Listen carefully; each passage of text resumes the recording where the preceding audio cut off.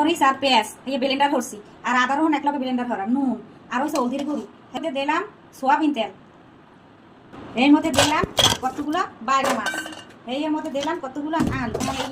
ভালো করে একবারে লাড়িয়ে চাড়িয়ে মিলিয়ে এই পরে কাঁচা হয়ে পরে চুলাই দিয়ে দিন আস্তে আস্তে এই যে পানি বেরিয়ে দিবি হেই দিয়ে আস্তে আস্তে হইবে সবসময় তো বুনিয়া মশলা হেয়ে পরে মাছ রান্ধি আজকে একটা কাঁচা মশলা দিয়ে কাঁচা মাছ তরকারি সব একলগে দিয়ে মিলিয়ে ঝুলিয়ে রান্না দেখি কেমন লাগে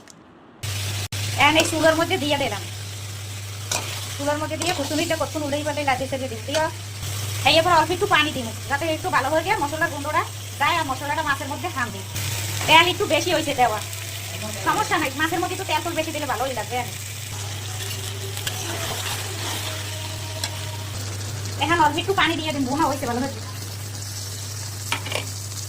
এখন এই গোসমাল দিয়ে ধুলোই আমি ধরা দিয়ে আস্তে চুলের জালে খুলতেন পানি দিয়ে দিছি এখন আস্তে আস্তে উঠে এখন একটু জিরার গুঁড়ি দিয়ে দিন